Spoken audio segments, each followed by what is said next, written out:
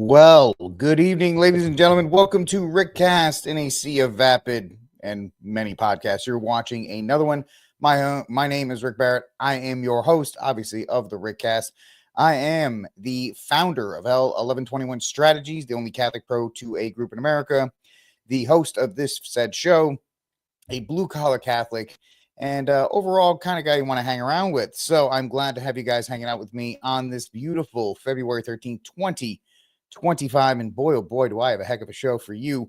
We are going to be talking about RFK being confirmed. We're going to talk about Tom Homan versus the Pope and the underlying issues that have seemingly come from JD Vance's initial claim, which many of us believe are true, about Catholic charities and their involvement in illegal immigration, and how that has kind of stemmed all the way to the Pope making his statement and then Tom Homan making his statement as well.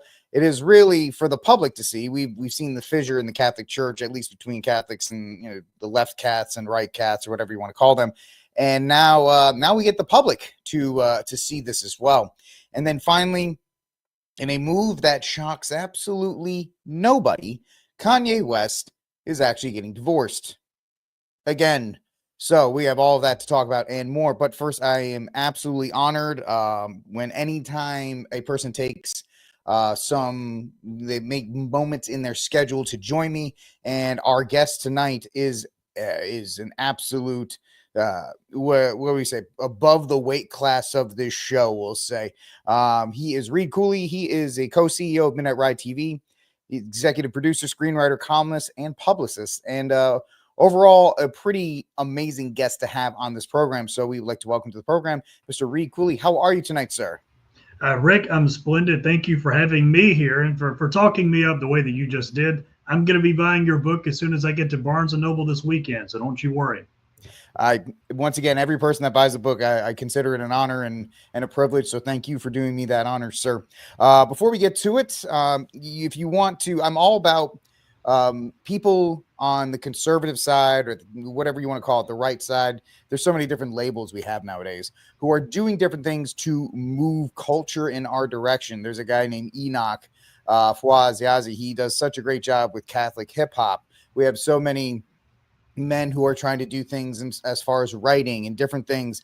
I see that you have in your endeavors of Midnight Ride TV. Do you want to talk a little bit about that and your efforts to help influence culture at that level? Yeah, sure. So I missed a few other projects. Midnight Ride TV was a project that a good friend of mine and I started from here in Laurel, Mississippi last year. So Laurel, Mississippi, we're about an hour and a half north of the Gulf of America. Here in the great state of Mississippi. I'm a lifelong Mississippian with the exception of 6 years spent in Central Texas. But the Midnight Ride TV, we also call it the Midnight Ride. We're trying to interject an actual conservative message into the culture. And we've done that through several different approaches, a handful of different visual projects over the last year. We have 2 podcasts.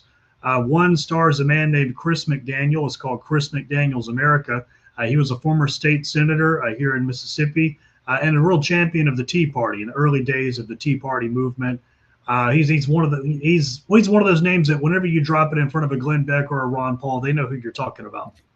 The other show is called God and Country. That's a show that I've been co-hosting alongside a Baptist pastor named Dan Carr.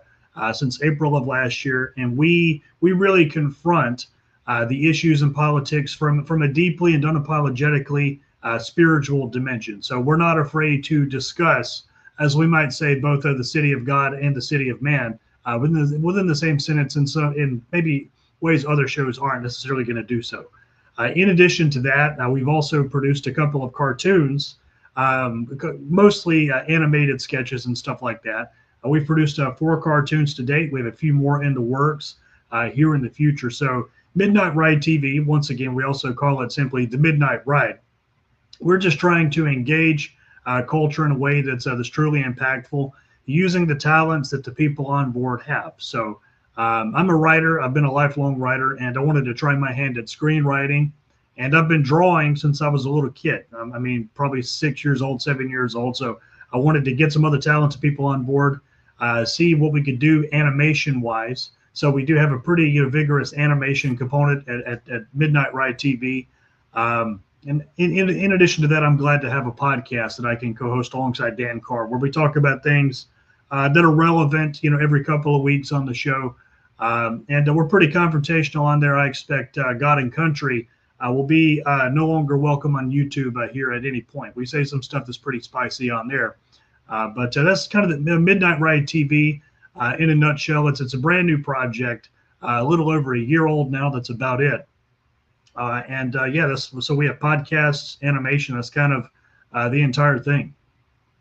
And I think that's it's great that people are actually doing that because conservatives do great in certain spaces, talk radio, things like that, and they're very hesitant to ever venture out of those very safe spaces. So any effort that any conservative can do to impact, or even just if it's a stone or a boulder into those other waters to get those areas, because there's so much that we lose when we don't get involved in those areas. So big credit to you and everybody over there at Midnight Ride to actually take the shot, because a lot of people is like, oh, don't worry about that, just sell your books, do your conservative radio and do your speeches and your stuff like that, and that'll be it. And as you could tell, for a long time, it really wasn't working. So it's good to see that we're actually doing these kinds of things. It's almost like griping about the marginal tax rate puts people to sleep.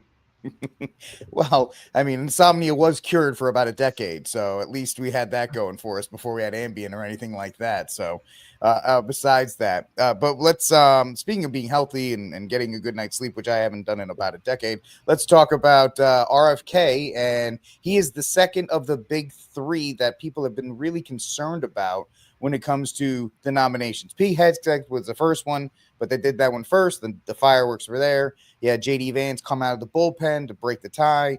And so everybody thought, well, is JD just going to have to sit in the Senate for the rest of the confirmations? Obviously not for like Doug Bergman. Speaking of putting people to sleep, that guy got through pretty easy. Same with Rubio, because he's one of them. They weren't going to vote against Rubio because he was part of that Senate club. But you had Rubio, you had Tulsi, you had RFK, and then you have Kash Patel. Tulsi got confirmed yesterday. Pretty okay. You had people like Murkowski and Collins, shockingly enough, coming out and actually voting for her. And now you had RFK make it through again. And before we get to actually talking about RFK, let's talk real quick about the fly in the ointment in this on the Republican side, and that would be one Turtle Mitch McConnell, who just seems to be a bitter old man at this point. First of all, he's being wheeled around, and that should be grounds for, all right, old man, go home and we'll just put somebody else in your seat. But Mitch got a pass for a while for the 2016, the one time he ever had any kind of courage when he stopped the installing of Mitch Garland onto the Supreme Court, as we saw during his time as the Attorney General. That would have been absolutely devastating. But he stood his ground, and then we got our conservative justice. He's pretty much blown all that goodwill out the door on his way out right now, Reed. And what do you think is going on with Mitch? Is it the fact that he doesn't even know? Is this a Dianne Feinstein case where he doesn't even know what's going on and somebody's voting for him, or what's going on with that? No, whenever we talk about Mitch McConnell and his record overall, I think it's difficult for me to imagine Mitch McConnell as ever having been a net positive. I think that, obviously on the votes like abortion, he's pro-life, and on stuff like that. Of course, and we always appreciate that. But this is one of the chief warmongers. He's one of the standard bearers for what we call the uniparty, which is a very real thing. I think that whenever it comes to, he knows he's at the end of his career, and he knows that he's probably nearing the end of his time here on Earth. Of course, we don't know that for a fact, but it seems that way. You were talking about the fact that he's being wheeled around and whatnot. I think that he is a bitter old man. I think that this is he's a lizard person, a turtle person of the deep state. So whenever it comes to Mitch and his opposition to anyone, I'm actually surprised Mitch hasn't been more outspoken against more of Trump's nominees. I wasn't really surprised to see this one. I don't think we can be all that surprised to see that he came out against Tulsi, for example. I think it comes down to the fact that with the Tulsi instance in particular, Mitch, his He's a loyalist to the war machine, to Raytheon, Lockheed Martin, Boeing, so on and so forth. I'm not sure if you have similar positions as I do on foreign policy, but I think whenever it comes to the weapons manufacturers in and around Washington, D.C., really the deepest depths of the swamp, we might even say it, those are the people to whom Mitch McConnell is most loyal. Those are the people to whom he's beholden. And so what does that have to do with him opposing Tulsi's nomination? Well, I think that he's afraid that Tulsi is a little bit too much of a loose cannon. Tulsi is going to be an inconvenience to the next attempt to usher this country into some ridiculous far-off foreign war. And that's what guys like Mitch McConnell and Lindsey Graham, and not just neocons, but also just war hawks on the left as well. That's what they're all about. Mitch McConnell, is he bitter? Yeah. And I think that Mitch McConnell sees something else that is becoming more commonly noticed everywhere. And that's that people are sick of the deep state, the uniparty. I do think that there is a very substantial paradigm shift happening where people are sick and tired of politics as usual. And Mitch McConnell really embodies everything about politics as usual. It's politics as usual. It's old, it's decrepit, and that's kind of the shape that Mitch McConnell's in physically. So, yeah, I mean, he sees that the era in which he was able to climb the political ladder, that era is going by the wayside. And I don't know, in politics is going to get a lot worse before it gets better in Washington, D.C. But I do think that Mitch sees that there's not a place for him in Washington, D.C. Like once he's done with this current term, if he's able to finish this current term, I think that'll be it for him. And I mean, it's probably hard for a person like that to not be a little bit bitter at their circumstances. But I think that explains it there, Rick. I think, yeah, that's 100% right. And you'll see that with people like Lindsey Graham and others, as you so well pointed out. The uniparty is more and more exposed. It was exposed greatly in 2016 with Trump. The mask was revealed. And now with the somewhat terrifying, in my opinion, but very well prevalent former Democrats that are now in charge of the Republican machine. If you look at Trump, Tulsi, Elon, and RFK, among others, all either Democrats or former Democrats that are now, in that spot because the party had moved so far left. And so it's going to be interesting to see how this all puts together going forward. And yeah, it has to be for somebody like Mitch, who lived his entire life on the Hill. This is not a great way for him to go out. Probably wish he went out a little better, but it is what it is. You know what he is? He's the guy who stayed in the game too long. If he had retired a while ago, he would have been, if he retired after 2016 when he held the line, he'd be celebrated. He could have finished on a more positive note. Exactly. Yeah. My dad had a saying, pigs get fed, hogs get slaughtered. And in that case, Mitch became a hog, and that's where he is now. So speaking of one of the people he voted against, that would be one RFK, one of the trifecta that got through. Tulsi was yesterday, and RFK was today. And so RFK is confirmed as Trump's health secretary over Democrats' loud objections. Despite millions of dollars spent by groups opposing his nomination, the Senate voted to install, very interesting choice of words, Robert F. Kennedy Jr. at the helm of the Department of Health and Human Services. No, thank you, especially after a long one. You got Kennedy faced opposition from the left for his decades of expounding conspiracy theories about vaccines, and from the right for his past support of abortion rights. So he's in, and we'll take a real quick listen. The audio is not great, but it really never is when it comes out of the Oval Office. Congratulations, Mr. Senator. There he is with his family. Everybody's happy. Because apparently now we're going to do these because Trump's just going to spike the football by doing it in the Oval Office for every single one of these, which is fine. He won. He got 81 million. He got the popular vote. He got the Electoral College. He can do whatever he wants. Everybody else just has to kind of deal with it. So I from a Catholic point of view, it's very interesting. Somebody like RFK, who is a Northeast Catholic. Spoiler alert, I was a Northeast Catholic. I was born and raised in Rhode Island. So we had Patrick Kennedy, unfortunately, represented the state of Rhode Island from the House of Representatives. So the Kennedys had a huge impact, and people don't really like it when I say this. The Kennedys are the reason why leftist Catholics exist, because they convinced the entire Northeast that it was okay to be a Catholic and vote for abortion. So they are the ones that are behind this. So it's interesting. He is now, according to his past beliefs, the most extreme health and human service secretary on abortion that the Republican Party has ever installed. Now, I know he tried to walk it back a little bit, tried to do a little Joe Biden, like, oh, personally, I mean, I've always, blah, blah, blah, and all this other kind of stuff. But in this case, Reed, is it one of the ideas of he could potentially do so much good health-wise that we kind of just have to look away from it? Is this a slap in the life to pro-lifers who voted for Trump, who he's promised to protect because he's done okay stuff there? What is the layout there? What is your look at it from this? No, this is not a slap in the face to pro-lifers, for example. I think that the effects of Robert F. Kennedy Jr.'s real entry into politics, his foray into American politics, the positive effects have already been felt. I can tell you anecdotally that I'm ever since RFK appeared a couple of years ago, or just under that, I'm seeing more people care about their health, care about the health of their children. And I can tell you that, you've written very extensively in your book, for example, and in your other commentary about the importance of defending your family as a husband, as a father. For example, that's where the right to bear arms, the Second Amendment, comes into play. You have an obligation to protect your family. To me, part of protecting your family means you don't let maniacs poison your kids.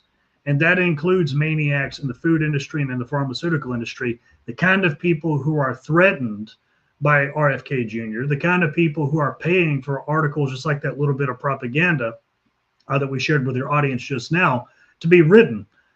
So I think that RFK, I think that he's a huge net positive. Obviously, I don't like his leftist tendencies, especially on abortion, but I don't think this is a pro-life because, as you've stated in a lot of your previous commentary, part of life means being able to defend your life whenever, not just after you're born, but into adulthood, to the remainder of your life, right?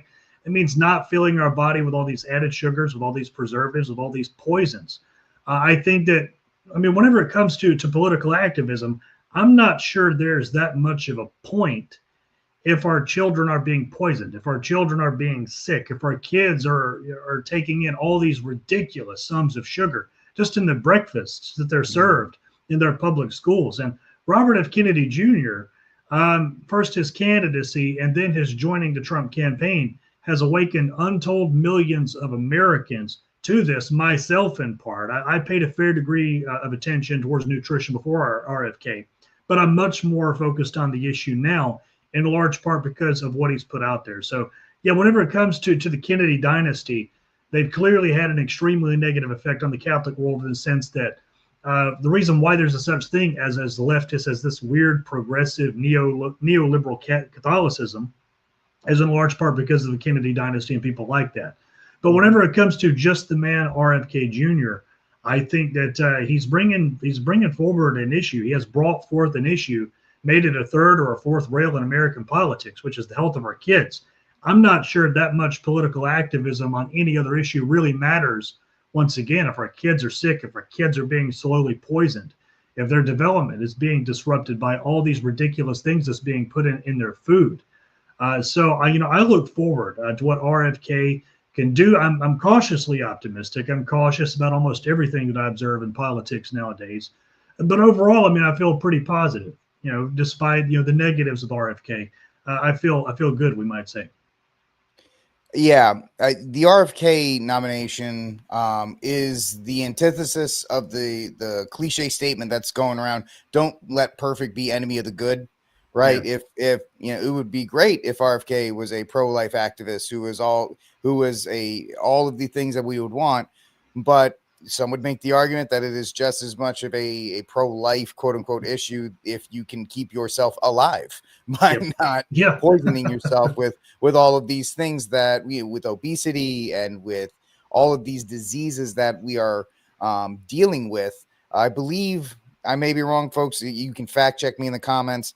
We are the only country with dementia because everybody else calls it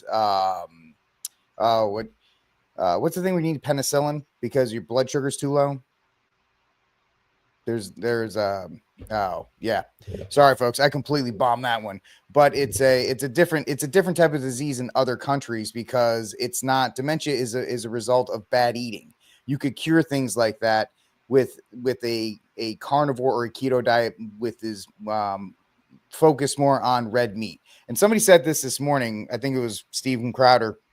It'd be great if RFK was able to do something like, hey, we should actually eat meat, because there are a lot of people, Reed, that still think eating too much red meat is bad for you, or they think having too many eggs is bad for you because of the 80s and the 90s, where they're talking about, fats, and we had low fat things and margarines and all these other kinds of things that were made up for one reason or another. And if RFK was able to put out a plan just to fix the food pyramid, if he could just fix the food pyramid, for goodness sake, where the bottom isn't just pasta and bread, that would be fantastic. So did you know over 80% of Americans, and I think it's close to 90% of Americans, are inflamed? They have chronic inflammation, which is just insane. And the average elementary school kid in a public school gets over 56 grams of sugar just in their breakfast because of all the sugar that's put in the products that they're being served at their breakfast, which is just unbelievable. That's absolutely insane what we're doing to our kids. So, I mean, I think the reason why more and more people are being prompted to have the conversations just like the one that you and I are having right now, which is about not just our health, but the health of our kids, the health of our families, the health of future generations. I think we owe it in large part to RFK Jr. I can tell you to a large extent his candidacy and his support for the Trump campaign after that, and now his nomination to HHS. I mean, it's woken me up to a lot of things. It's prompted me to start asking a lot of the right questions. So somebody just sent me this in big caps. I was talking about diabetes. It was type 3 diabetes. I thought you were talking about diabetes for a second, but I wasn't totally. It's probably sure better that you didn't say anything, because that ship was going down so hard. I'll fix that on my own. It's type 3 diabetes in other countries because of the amount of sugar that are in people's brains. It actually changes the chemical composition. So you could fix it instead of going on all of the medication that people are put on. If they restrict sugar in their diet, they can actually see improvements in that. So it's absolutely fantastic. And the Maha movement, and honestly, that's probably what brought a lot of these suburban women over to Trump, was that Maha type of activism, that they actually cared about with their kids. So that was, and also I kind of try to tell people, I think that's Trump's kind of wink to the vaccine crowd, like, because Trump's too prideful. He'll never say warp speed was a bad thing or the vaccines were a bad thing. He just can't bring himself to say he saved people from COVID. But with RFK at HHS, it's kind of his wink, like, I heard you. I heard you. Absolutely. And Bobby's here, and so that way there won't be another Fauci in the administration if something was like that to happen again. Thoughts on Tulsi real quick? So I'm generally optimistic about Tulsi. However, whenever it comes to Tulsi and RFK, I won't pretend like there's not a recurring problem of the right just thoughtlessly accepting people who are lifelong leftists into their ranks. I think that it's good to coalition build. I think that even single issue coalitions could be a good thing strategically. I mean, I've seen the benefits of such things. I look forward to seeing what she does as DNI. I think overall she's going to be a net positive. I'm more excited about RFK than I am Tulsi. I know that technically she left the Democratic Party, but I don't think that she's very good on the Second Amendment. I don't think that she's very good on like an issue like the minimum wage, and I think that she's still in favor of universal health care. So I don't know that she's good on the issues, but I mean, she's not in a position where she's going to be influencing a lot of the issues on which she's bad. So putting her in DNI, I think that, she'll be safe, she'll be good, she'll be effective there. I feel optimistic, not quite as optimistic about Tulsi and DNI as I do with Bobby over at HHS, but we'll see. Yeah, Tulsi, I'm a big no on. I'm just a big no on, because as a as a 2A guy, I can't be as forgiving as some of my other quote unquote thirsty boys on the right. She put on a nice kit and she ran around and she shot a staccato, and then everybody on the right was ready to forgive her. And I'm like, come on, guys. Absolutely. Really? Like that we've seen every time there's an election, a politician will grab a gun and shoot something and be like, Second Amendment, yay. And then 20 minutes later, they're like, yeah, you can totally take guns. It's fine. Yeah, and then the right is just fawning over them. Like they're forgetting every bad thing that person has done on the issue of guns to take our right to bear arms away. So I agree with you. I'm glad that I brought up the fact that the jury's still out on Tulsi when it comes to the gun issue. Yeah, I mean, she's voted like a typical Democrat. Yeah. On that, during her time in Congress, and she's not good on that issue. Once again, I think she's still in favor of like raising the minimum wage and passing universal health care. So I can understand why you're a big no. Can you at least see, okay, she's in the DNI. She's not at a place where she can really influence gun policy. There might be some merit to a position like that, right? I can give you two on that. Well, three. First, I'm always worried if somebody says the Democratic Party left me, which means if they ever came back, you seemingly would go back with open arms. Second, and that's what Ronald Reagan said. Ronald Reagan said that exact same thing because he was a Democrat for the first few decades of his political career. So, and we do have Ronald Reagan to thank for amnesty, gun control, no fault divorce. Yes, absolutely, yeah. I'm not one of these people on the right that fawns over Ronald Reagan either. I think I know. The man raised taxes. The man banned automatic weapons. So he's, Ronald Reagan, net positive, but really, really bad. They're just tragic on a lot of issues. I think you're totally right. Well, I don't want to be a perfect enemy of the good with Reagan too, because obviously there were some good things with that as well. Secondly, DNI was created with the Patriot Act in 2001. A lot of the spy agencies kind of looked down on it.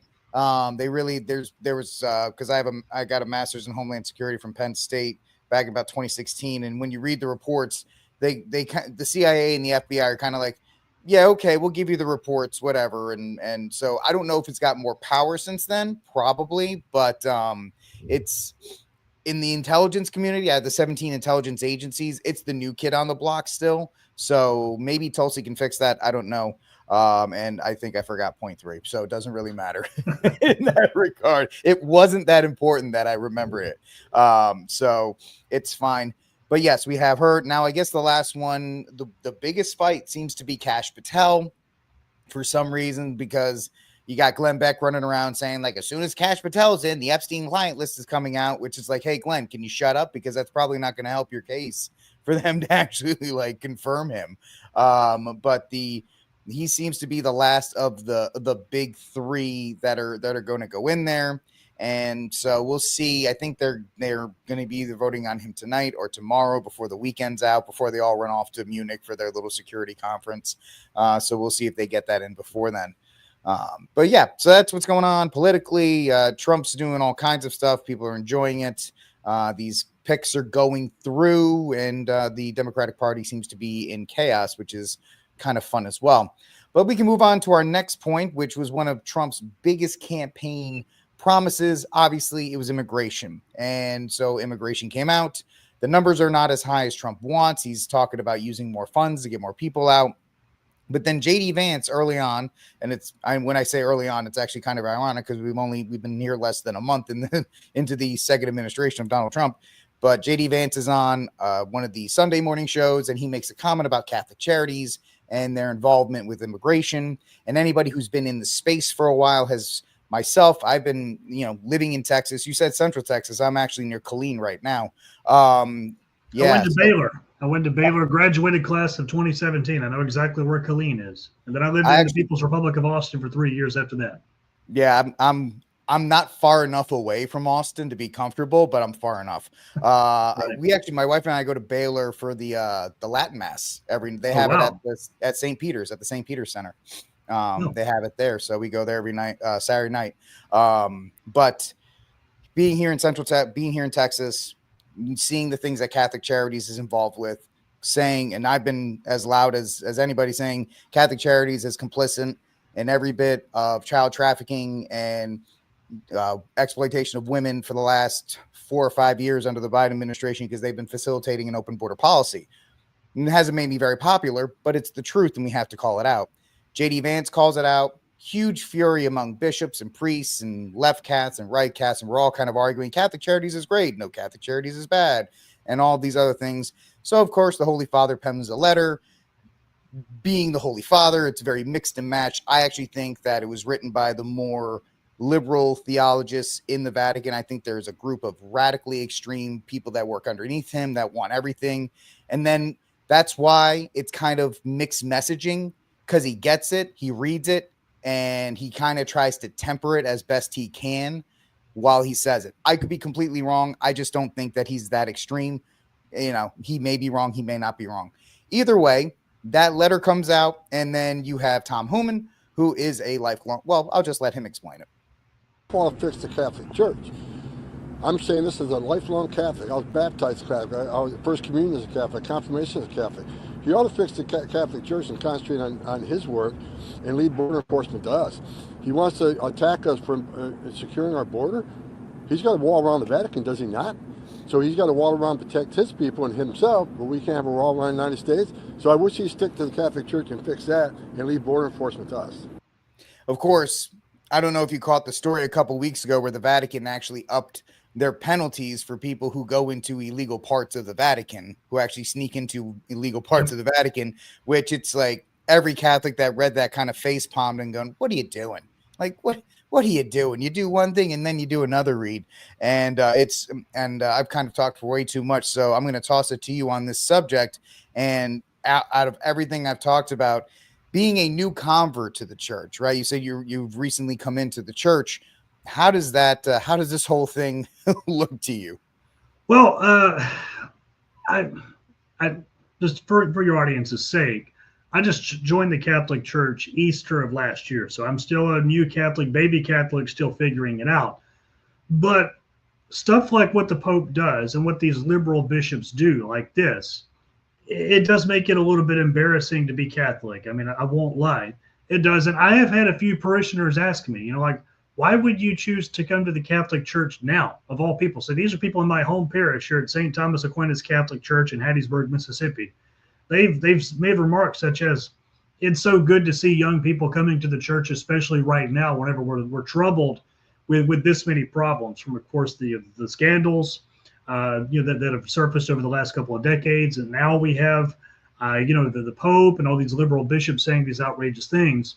My first question is, if the Pope has so much sympathy for these illegal immigrants in our country, where was the sympathy for Laken Riley? I mean, did Pope Francis give any kind of statement at all about Laken Riley? I read another case just today. There was an illegal immigrant in Essex, Massachusetts, who was found guilty of 3 counts of child rape and then 3 more counts of aggravated child rape. Now, I don't know what the difference between those is. Don't ask me. But where all these liberal bishops and liberal clergy and the Pope, where is their sympathy for the victims of people like that? In Texas, there's another illegal immigrant that ICE rounded up, who is a convicted child rapist. Mm-hmm. Where's the Vatican's sympathy for the victims of these illegal immigrants who come into this country to steal, kill, and destroy? It does make it frustrating, It does. And my question for you here, Rick, is if you break in to a part of the Vatican that you're not supposed to be into, for example, you're going to bump into men with machine guns to keep you from entering there, right? The Vatican is not just guarded by a giant wall. It's also guarded by men with machine guns. Have you been to the Vatican by chance? Twice. Actually, in the last 2 years, I've been to the Vatican. So, the Swiss Guard are there. Yeah, that's correct. And yes, they're more than just their puffy uniforms, which are really nice. But they are there. And when we went in the second time, because they were getting prepped for the Jubilee year, we had to go through metal detectors and everything. We had bags checked because they were getting the stuff ready for it. They are more than happy to, as it is their right, to protect what is theirs. And St. Thomas Aquinas goes into this in depth about how a nation has its right to defend its borders. And the fact of the matter is, it really does sow confusion within the faith. Real quick sidebar, the reason my 2A organization exists is because of liberal bishops, is because they would come out and they say, well, we just need to give up guns just for everybody's health and happiness. And I'm like, whoa, Protestants, before you come at us, we don't all believe it. We like guns too. We believe in defending our families and stuff like that too. These bishops, this is not Catholic teaching. And I think that's the biggest thing, Reed, is that we have to tell people, because people outside the church think that he is the king. And when every time he says something, this is now law that we all have. Right. Well, your Pope said it. I'm like, well, that's fantastic. If the Pope says I should eat a ham sandwich, it doesn't mean I'm going to go eat a ham sandwich. It's his opinion. It's not magisterium. He hasn't put his seal on it. And that's the problem, is because people on the outside, and he is the Bishop of Rome, and he is the most important bishop. He's the vicar of Christ, and we pray for the Holy Father as much as we can. But it is a confusing time for people in the church and outside of the church, because you have your bishop, which you're supposed to be, your loyalty. My loyalty is the one in Austin. Yours is in Hattiesburg, you said, and then Bishop of Hattiesburg. And so that's who you're supposed to be loyal to. And when they come out and they say such things, it's difficult because it puts you in that spot where, okay, it's not something that we have to follow and believe, but it also kind of puts you in this spot where you can't speak out. And you can't say, well, that's wrong, because then you're going to be at odds with your priests and your others. And, unfortunately, we'd like to think that priests and bishops and others would be above petty things, but unfortunately they're human, and the Catholic Church is infallible. Unfortunately, the people who run it are not. So right. Yeah, absolutely.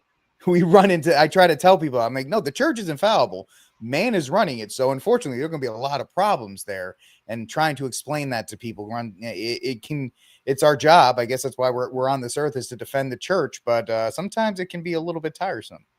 It absolutely can. But the Catechism of the Catholic Church has something very specifically about this issue. The Catechism actually addresses the obligations of immigrants and migrants, how they are to behave and how they are to act whenever they are in another country. So the Catechism explicitly states that whenever an immigrant or a migrant is in a foreign country, they are to not only respect the history and the traditions of the laws of the country that is hosting them, but they are also to help assist in carrying civic burdens.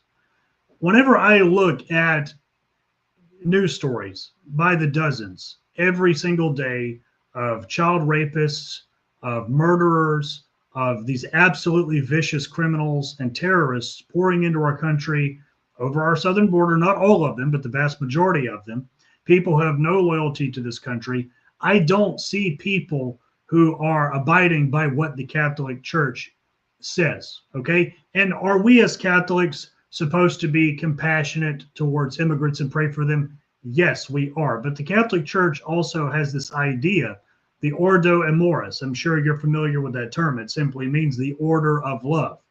So you could apply this to the Second Amendment, for example, your big issue, the right to bear arms. You could apply it to immigration. You could apply it to a ton of other issues. While I am to be compassionate to other people to the extent that I can, the order of love dictates that I am to take care of and defend my wife, my family, first and foremost. That's it. And whenever it comes to making sure that my family is safe, that includes making sure that my family is living in a country where they are safe to the fullest possible extent that I can. So I think it would be really nice if the Pope, if the leadership of the Catholic Church embraced positions on this issue that were more Catholic, I suppose we might say. That's what I'm tempted. I hate to have to put it that way, but that's absolutely how it feels as a new Catholic coming in, as someone who loves this church, who came to this church because they felt God calling them to that church. It is embarrassing, but we do have to defend the faith nonetheless, be a part of the church militant, so to speak, just like you very well articulated a moment ago. Yeah, and maybe that's not maybe it is our job to defend it when it's that as some have said, a little more Catholic inside baseball for those who are not Catholic. We've had saints, we've had mystics that have told us that the lowest level of hell is paved with the skulls of bad bishops and priests. So I think there's a lot of people who see them on the outside. Well, your priests are supposed to be perfect. Yeah, they're supposed to be, but they're humans, and they fall and they suffer, and they have to deal with their own failings as well, which is why we need to support them. And the absolutism that some people try to put on, and I guess you could say this to all preachers and all these other kinds of things, is a reason why we get into the position that we are in. And that's a very abridged version of what the faith teaches. But yes, there are a lot of things that we have to confront, especially now, Reed, where it's unfortunate that politics has superseded religion here in these United States. As far as it used to be, you get your politics from your religion. Now you get your religion from your politics. Well, I'm on the left, so we have to vote for abortion, and we have to vote for same-sex marriage, and we have to vote, instead of being like, no, I'm a Catholic, can't have any of that. Yeah, I like the Democrat position on like helping the poor and blah blah blah, but you want to sterilize babies and do all this other kind of stuff, so that's a no. And the contorting that people have to do to support their political ideology, because that is the supreme right. They want to say we're a Judo-Christian country. We're just a political country with Judo-Christian like underlings or pinnings. So that's really the saddest part, is that people they jump through hoops to justify their political position. Well, whenever Jesus founded, and whenever our Lord founded our church, as described in Matthew chapter 16, he never promised it would be all peaches and cream. He never promised it would be easy, right? What he promised was a cross. I mean, it can be a really difficult cross, having to explain to your friends, having to start a podcast just so you can dispel the narratives about how Catholics are anti-gun or whatever. Having to explain to my Protestant friends, look, yeah, the Pope said something really stupid about this one issue. Here is why that is not reflective of broad Catholic teaching. Here is why Catholics are not obligated to agree with the Pope on issues of politics. Here are all the nuances that go into that. I mean, it can be a little bit of a cross sometimes having to do that, but it's a cross that, I gladly pick up. You might call me a little bit of an optimist, because I do think that, this dark period the Catholic Church is in, I think it'll all be over. I think that this dark period the Catholic Church is in, it'll be past before we know it. We have to remember to be optimistic, and we also have to keep in mind that Christ wins in the end. Mm-hmm. Despite all the difficulties, despite all the misery, despite everything that comes with all the side effects of living in a fallen world, Christ lives in the end. And I can tell you, had you met me a year ago, before I became Catholic, I would have probably had an extremely well-developed opinion on every single little news cycle that came up. In fact, I did. And I wasn't afraid to sensationalize what I was going to say in order to gain clicks. And I can tell you that just there's a sort of peace and a level of discernment that comes with following Jesus Christ, with belonging to this church. That tells you not all those little news cycles matter. A lot of them do. A lot of them are very important, and it's part of your responsibility to be informed on what's happening in the world, and to make whatever difference you can, and to pray for people, even when they do things. To pray, for example, for the Pope, whenever he says something goofy, he does something that seems out of line, he does things that make non-Catholics scratch their heads, as difficult as that is. But there's a sort of peace of mind that comes with it. One thing I would advise your audience is something that I learned the hard way, something that it took my stubborn old self a long time to figure out, which is don't get caught up in every little news cycle. Keep up with the issues that are actually important. Pray for discernment.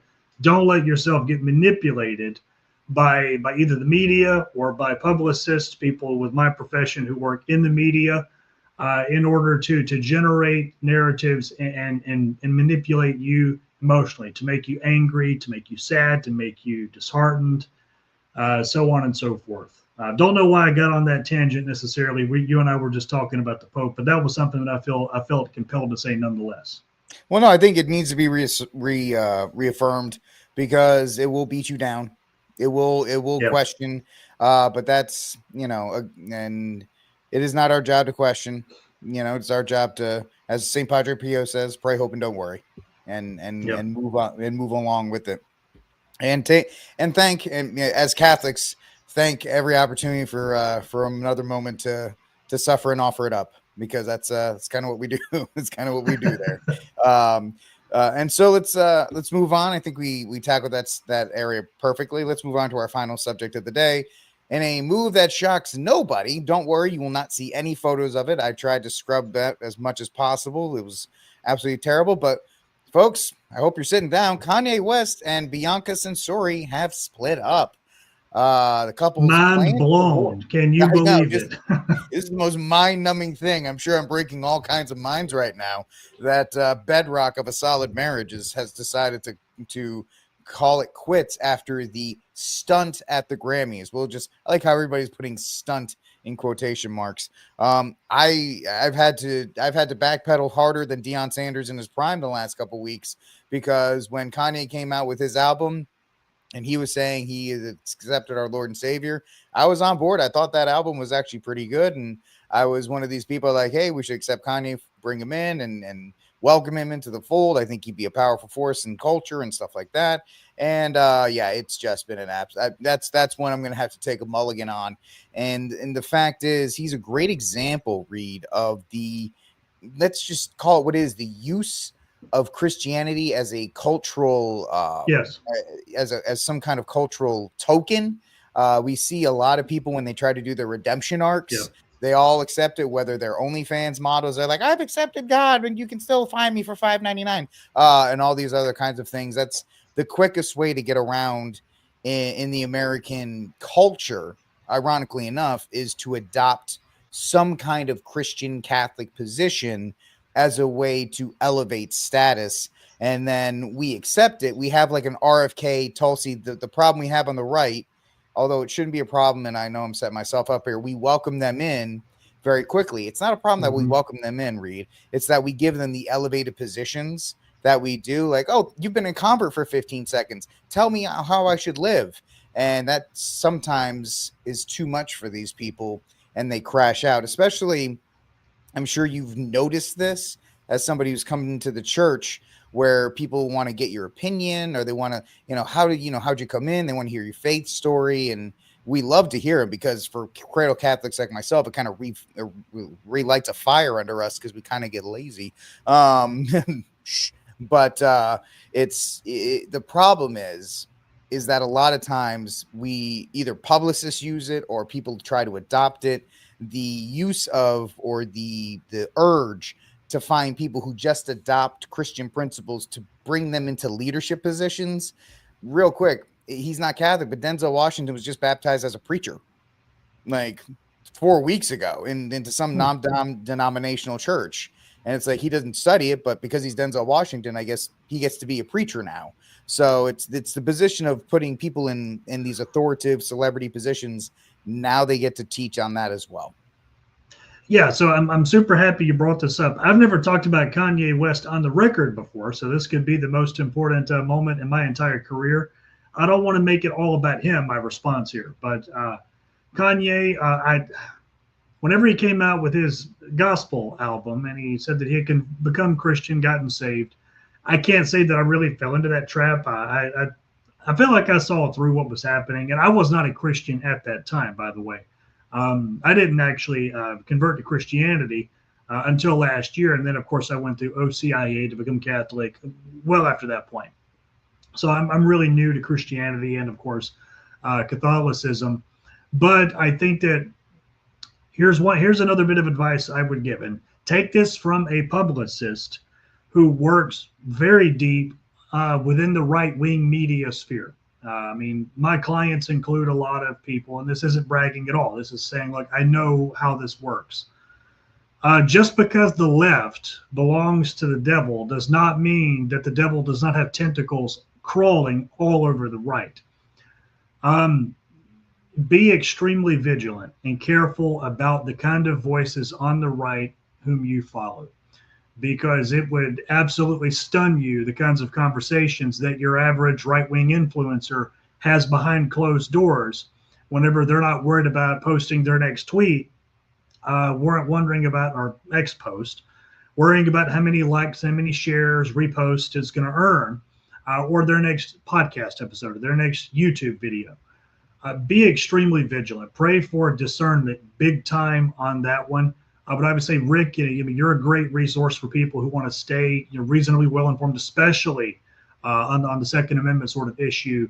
But the devil is clever enough to use the levers of both sides of the political spectrum in order to manipulate us, in order to distract us, in order to pull us away from God's plan for our lives. What's going on between Kanye West and Bianca Censori is obviously not what God had intended for the institution of marriage. There's a great papal encyclical I want to recommend to your audience. I'm sure you've heard of it, Rick. It's called Humanae Vitae. It was published in 1968, Pope Paul VI, and he talks about, and he predicted a lot of the ways that the institution of marriage and cultural conceptions of sex would become degraded over time because of, for example, the way that our society was demanding birth control, the way we were becoming such a birth control centric society, the way that we adopted and just embraced birth control and shrugged it off like it wasn't a very big deal.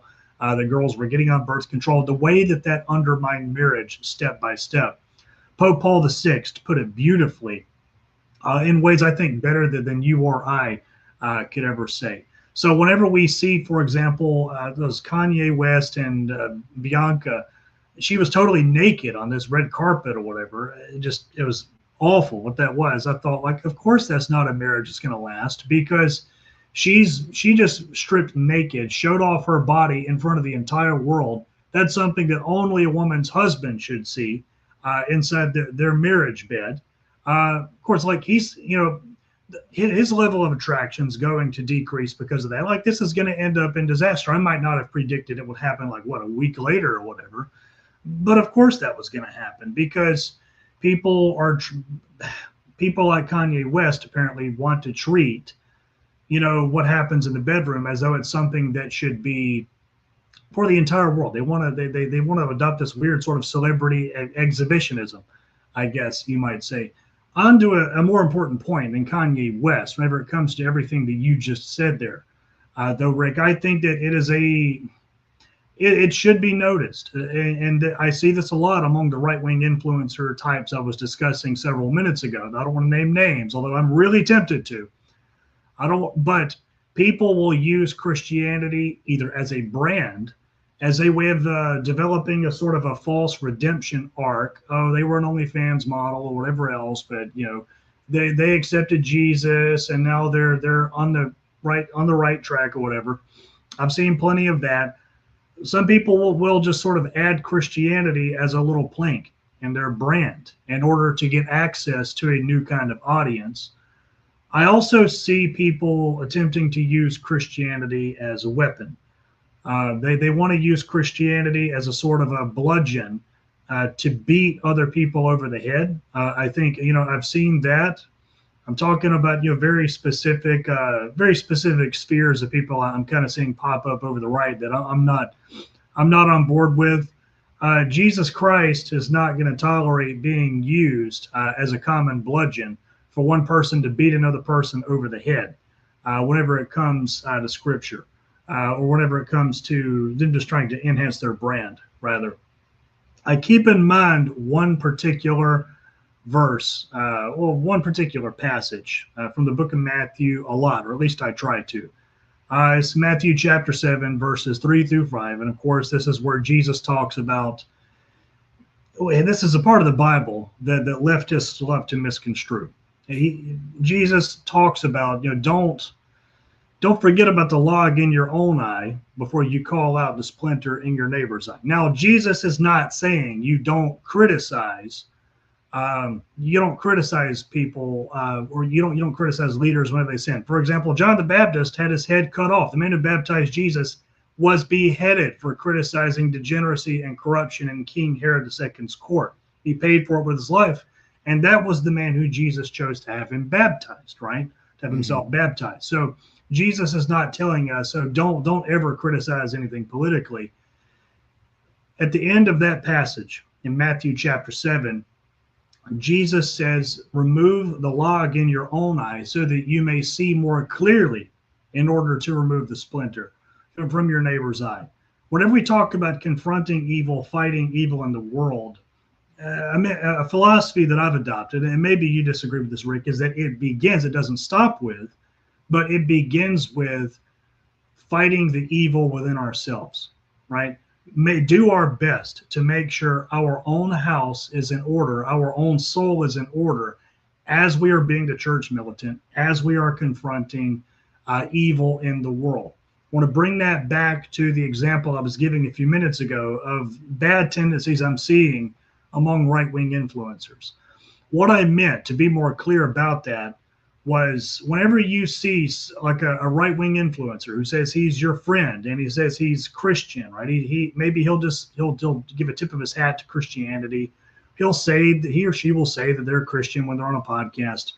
But if they are making constant jokes, if they're engaging in the same kind of degeneracy that leftists agree, and if every single post or every post they put up, every other post they put up on X is a joke about genitals or a joke about sex or some sort of foul toilet humor, if they are employing a worldly sense of humor, for example, if what they create, if their commentary, whatever they're putting out there into the world is influenced by worldly forces, or they're taking inspiration from worldly forces or worldly creators in order to get themselves out there, whatever message they may have, that person is not an ally. That person is not a friend. Actually, there was a good member of, I'm the only Catholic in my family, but an uncle of mine, he's a Church of God pastor, and we exchange books all the time. I've gotten to explain like J.R.R. Tolkien and St. Thomas Aquinas and a bit of Dante Alighieri to him. And he also shares books and ideas with me that he appreciates. We have good, robust theological conversations, despite the fact that we're across denominations from each other. And he gave me this book by a pastor, a Protestant pastor, named Jimmy Swaggart. It's called The World of Flesh and the Devil. And in the early days of the Midnight Ride, last year, I was kind of struggling with this question. Okay, like how far is too far, right? If I'm going to produce cartoons for a comedic purpose, like what sort of creative boundaries shouldn't I cross with a script that I'm writing, for example? And that wasn't really clear at first. It took a long time to discern that, to sort through that question. It was a tough question, but Jimmy Swaggart, this Protestant pastor in this book, he put it really well. He said, one cannot claim to be doing the Lord's work while taking inspiration from worldly sources, from the world. And I think that he nailed it. Like, bam, that was the best that I had seen it put. And I haven't really seen it put better since. And that was a paraphrasing, but he absolutely nailed it. And this was within the opening pages of the book. He's talking about artists. He's talking about musicians who are producing content of some sort. And they're producing the same thing that you would find in the secular world. They're just slapping the word Christian on it, and they're trying to pass it off as something that's actually Christian, right? I think the same principle applies to the kind of voices, influencers, podcasts, so on and so forth, that you might find on X or YouTube or Rumble, wherever you find people you want to follow, find people whose commentary you want to keep up with.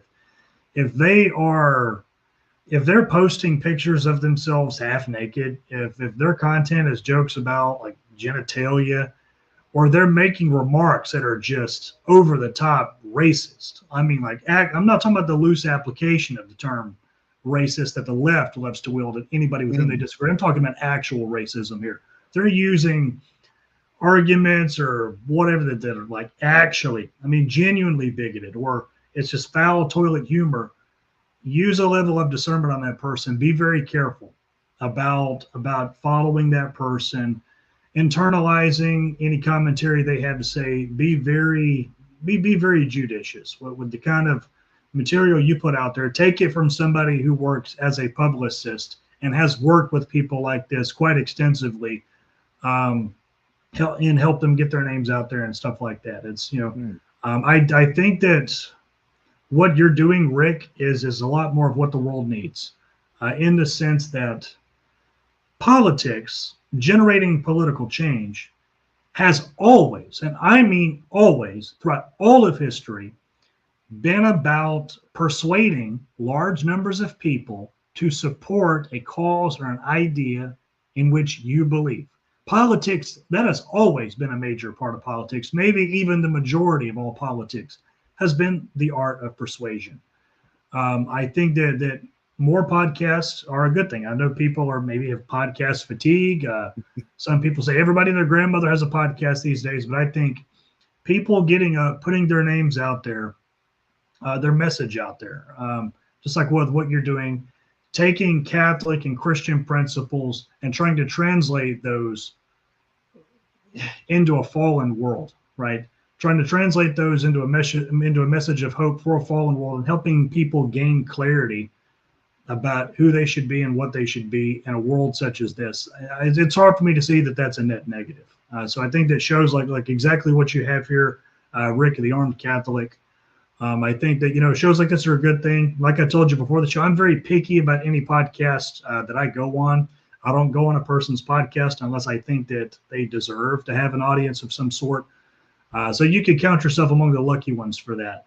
But be extremely careful, not just to yourself, but your audience. Be so judicious and discerning and prudent about the kind of voices that you follow. If they think that they can have 1 foot in the world and 1 foot in eternity, and they can produce practically the same kind of content that they would be producing if they weren't Christian, then that should be a red flag. It should. That's a perfect way to end the show. And thank you once again, Reed, for giving your time to this show. We greatly appreciate it over here. And whenever we talk about these things, one of my favorite quotes is from St. Augustine of Hippo from City of God. And I use it at the end of all my talks when I talk about firearms and self-defense. Though defensive violence will always be a sad necessity in the eyes of men of principle, it would be still more unfortunate if wrongdoers should dominate just men. And that's usually the easiest way to convince people of, we have to get out there, because a lot of people are like, oh, well, just, they're quick to kind of roll over because they're like, oh, well, I'm not about this world, I'm about eternity, which is correct. 100% correct. We're all looking for eternal life. But as St. Augustine says, that doesn't mean we should allow unjust men to dominate. That's we still have an obligation here to do so. And that's why St. Augustine is one of the best, right? He's rock solid. More than rock solid. He's what you would call an ace. And he's diamond solid. It's right, absolutely. But that's it for our show. I can't thank you enough, sir, for coming on. Where can people follow you? I'm not trying to build a brand or anything, but if people do want to keep up with the occasional thing that I tweet or retweet, post or whatever, repost, you can follow me on X at Reed Cooley. That's just at ReedCooley. I also have a Facebook page where I post Christian memes every day, or at least try to. That's where folks can keep up with me. Shoot me a DM. I tend to respond and talk to people. So, all right. Once again, folks, follow him, and I can't thank you enough. That's it for this episode of Rickcast, ladies and gentlemen. Please like, subscribe, share, hit that notification bell, and I will talk to you all tomorrow night. And until that day comes, first of all, God bless, and until that day comes, free Dexter Taylor.